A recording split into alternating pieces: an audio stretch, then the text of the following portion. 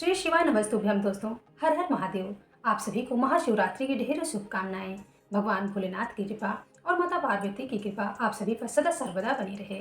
दोस्तों, आज मैं आपके साथ शेयर करने वाली हूँ कि महाशिवरात्रि के दिन पूजा करने के लिए हमें कौन कौन सी सामग्री लेना बहुत ज़्यादा जरूरी होता है, जिससे भगवान भोलेनाथ जी प्रसन्न हो जाए और माता पार्वती दोनों प्रसन्न हो और आप सभी को सदा सुखी रहने का आशीर्वाद प्रदान करें। दोस्तों, चलिए वीडियो को शुरू करते हैं और आपको उन सभी सामग्रियों को दिखाती हूँ। तो सबसे पहले आपको शंकर भगवान की यानी महाशिवरात्रि के दिन शंकर भगवान, माता पार्वती और गणेश जी, कार्तिकेय जी यानी कि शिव परिवार की पूजा करने के लिए आपको भगवान की मूर्ति ले लेना है एक। उसके बाद फिर आपको फूल माला ले लेना है, आपको शमी की पत्ती ले लेना है, गणेश जी को चढ़ाने के लिए आपको दूर्वा रख लेना है, आपको बेलपत्र ले लेना है, आपको धतूरा रख लेना है, भांग रख लेना है, ये भांग है, और आपको मंदार रख लेना है। ये सभी सामग्री आपको शंकर भगवान को चढ़ाना है, जो कि चढ़ाना बहुत ज़्यादा शुभ होता है। आपको भांग मिल जाए भांग चढ़ा देना, धतूरा मिल जाए धतूरा का फल मिल जाए, या फिर आपको आग के फल मिल जाए, जो भी मिले आपको शंकर भगवान को सब चीज़ चढ़ाना बहुत ज़्यादा जरूरी होता है। तो ये सभी सामग्री आपको लेना है। अगर बेल का फल आपको मिल जाए, बेल का फल आप चढ़ा दीजिए शंकर भगवान को। उसके बाद फिर आपको गणेश जी को, माता पार्वती को, सबको चंदन लगाने के लिए आपको हल्दी रख लेना है, कुमकुम रख लेना है और थोड़ा सा अक्षत रख लेना है। और शंकर भगवान के लिए हरि दर्शन का कोई भी चंदन आपके पास है, चंदन आप लगाएं। और इस दिन शंकर भगवान को गुलाल भी आप लगा सकते हैं, कुमकुम भी लगा सकते हैं, क्योंकि आज माता पार्वती और भगवान शिव जी का दिन है यानी कि शिवरात्रि है। तो इस दिन आप भगवान भोलेनाथ को कुमकुम, रोली, गुलाल लगा सकते हैं। तो इसको आपको रख लेना है। उसके बाद फिर आपको रख लेना है चंदन रख लेना है, धूप दीप रख लेना है, आरती करने के लिए कपूर रख लेना है, और आपको 2 जनेऊ रख लेना है, एक गणेश जी के लिए, एक शंकर भगवान के लिए। अगर आपके पास और हो तो आप एक कार्तिकेय जी के लिए भी रख सकते हैं। मेरे पास 2 था इसलिए मैंने 2 ही रखा है। उसके बाद वस्त्र स्वरूप कलावा चढ़ाने के लिए और आपको इत्र लगाने के लिए रख लेना है, और आपको कुछ ना कुछ दक्षिणा जरूर रख लेना है। तो इस तरह से आपको दक्षिणा रख लेना है।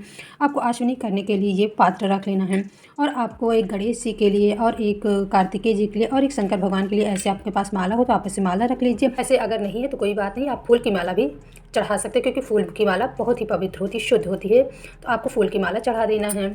और माता पार्वती को चढ़ाने के लिए आपको कुछ न कुछ सुहाग की सामग्री जरूर रख लेना है, जैसे चूड़ी, बिंदी, नेल पेंट और मेहंदी और सिंदूर उंदूर, कुछ भी नेल पेंट और कुछ भी ऐसे लिपस्टिक, रंग। आपको इन सभी सामग्रियों में से आप 5, 7, 9 आपके पास जितनी सामग्री हो जाए सुहाग की, आप उतनी माता पार्वती को चढ़ा सकते हैं।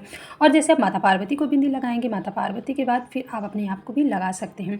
और आपको इस पूजा में यानी जैसे कजरी तीज हो गई, हरियाली तीज हो गई, और शिवरात्रि हो गई, नवरात्रि हो गई, ऐसे भी जैसे शंकर भगवान, माता पार्वती, गौरी माता का जो भी पूजन है, आपको अपना सिंदूरा जरूर रख लेना। तो ये मेरा सिंदूरा, इस तरह मैंने अपनी पूजा के पास इसको जरूर रख लेना है आपको। तो ये मैंने रख लिया है, और आपको इसी में से माता को सुहाग देना है और माता से सुहाग लेना है। तो ये आपको विशेष ध्यान देना है कि आपको इस पूजा में आपको अपना सुहाग का पिटारा जरूर रख लेना है, यानी कि आपको अपनी सिंदूरदान जरूर रख लेना है। तो इसे भी अपनी पूजा के पास रख लें।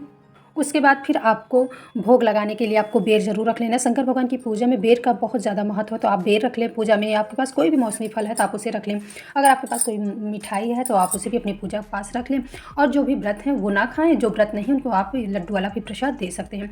और ये आपको विशेष ध्यान देना है कि शंकर भगवान की पूजा में आपको बेर जरूर यूज़ करना है। बेर हो गए, गन्ने के रस हो गए, और जौ की बाली हो गई, और आम के बौर हो गए, जो भी नई फसल होती है आप अपनी पूजा में उसको रख सकते हैं। बहुत ज़्यादा शुभ होता है। और गन्ने के रस से शंकर भगवान का अगर अभिषेक किया जाए तो बहुत ही शुभ होता है। जिसको योग्य संतान की प्राप्ति नहीं होती है, उसे संतान की प्राप्ति होती है।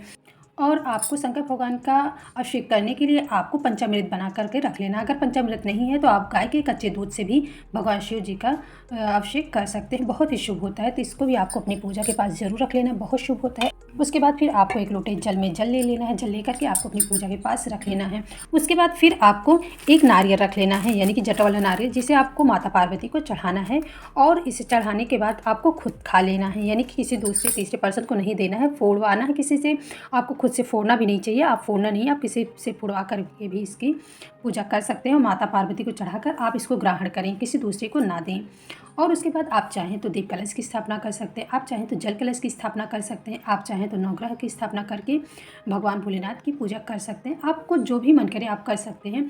इस तरह से आपको सभी पूजा सामग्री को अपनी पूजा के पास ऐसे रख लेना है, बहुत ही शुभ होता है। माता पार्वती की पूजा में आपको सुहाग की सामग्री जरूर चढ़ाना चाहिए, चढ़ा करके उनकी विधि विधान से पूजा करना चाहिए। तो ये सभी सामग्री जो माता पार्वती की पूजा करने के लिए आपको बहुत ज़्यादा जरूरी लेना, तो ये सभी सामग्री आपको अपनी पूजा में जरूर रख लेना है।